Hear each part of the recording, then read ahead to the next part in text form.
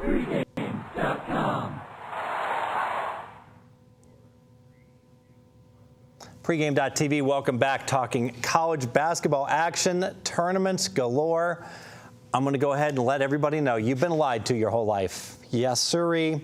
There's always been the talk about how the NCAA tournament was the best money-making opportunity. That's where you want to go ahead and make your largest wagers. And for me, just hasn't worked out that way. In recent years, I've basically found the numbers in that tournament, which used to be ultra soft, all the public betting the favorites up, up, up. And that just doesn't happen anymore. The lines have gotten tighter and tighter. At least that's been my observation. Not as easy to beat the big dance. What do you think, Brady?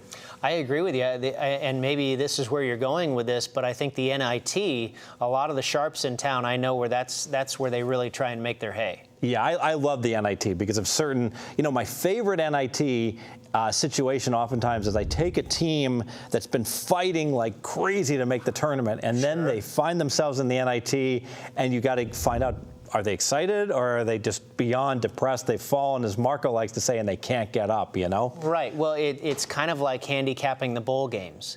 A team that had taken Alabama years ago when they were beaten by Utah, where they're playing for the national championship and they end up in a lesser bowl, obviously, and there's a lot of motivational handicapping that you can take a look at. I think travel also in a short time frame, that you get a team playing in a conference tourney and maybe they're playing on the boardwalk. Now it'll be in Brooklyn, like in the A10, and they wind up going out and all of a sudden they're sent to their death to Southern Illinois, and they got to play 2 days later and forget it. There'll be 12 fans at most that'll be rooting for them, and the disappointment coupled with the immediate turnaround, boy, is that difficult. And what do you think about what's your take on how the public views the NIT? Are they playing it at all? Are they betting the favorite up? I mean, obviously there's certainly less involvement versus the big dance, but does it help you as a bettor with the public's involvement one way or another? I think the public sees what I like to call the good story.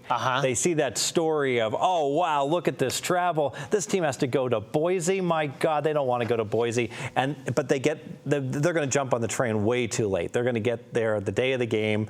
They're going to make their bet a few hours before. Right. And I may have a -6 in my pocket on Boise, and they're trying to win with the -7.5, and then I got the opportunity. I can come back and play back +8 if I so choose. So, and I see that again and again in the tournaments, and oftentimes you'll see a lot of teams that were really playing tight suddenly get loose because it's basically an exhibition game. Playing the first round of an NIT game is never going to make or break for a coach. You're never going to hear, boy, his job's on the line. He's on the chopping block. He's got to win this NIT game, Absolutely.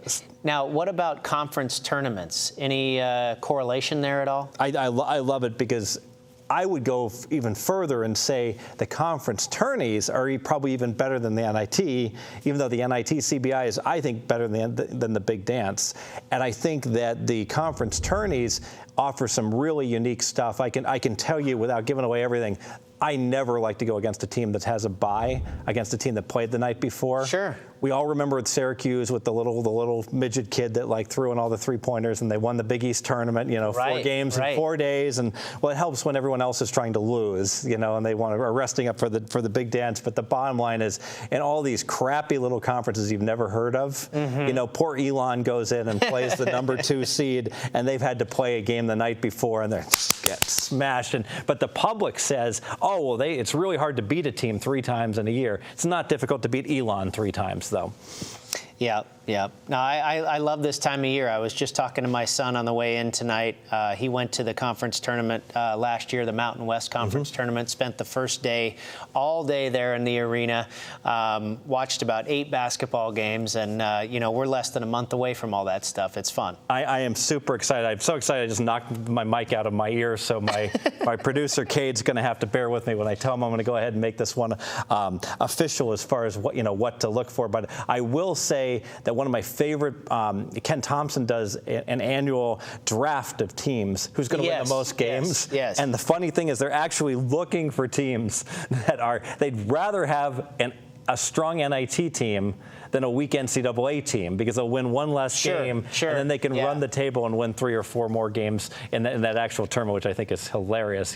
He's been telling me he's rooting for these teams. We do our Wednesday radio show on SportsX Radio, and Ken's been, but I like this team because we got him in our draft and all this stuff. So he's been having fun with that one all year long. Right on. Well, give me 5 seconds here. I'm going to go ahead and make this official. Let's hear it. Here.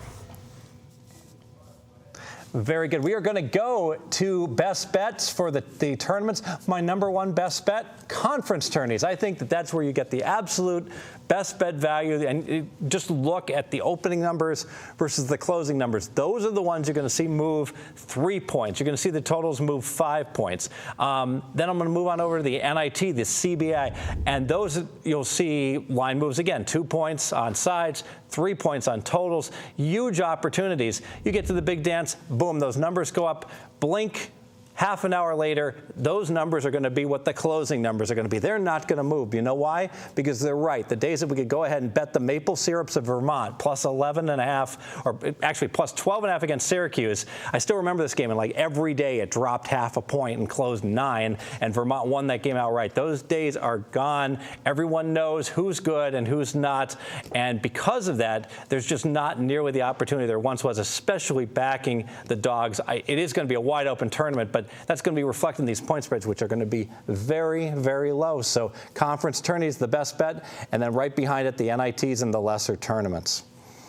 Very good. I like it. I mean, it just makes sense. It's like the philosophy of the lines on NFL games are extremely sharp, because you've got 30 teams to choose from, and 16 games or what have you. There's not a whole lot that one has to focus on, where you've got these tournaments that are under the radar, conference tournaments, NITs, what have you. That doesn't have everybody's full attention. Absolutely. One of my favorite things is to watch it when they hold up the big sign, "We want Duke," and it's like, well, be careful what you wish for, Yeah, absolutely. And one thing I want to mention, the tournament selection committee, they always screw the little guys.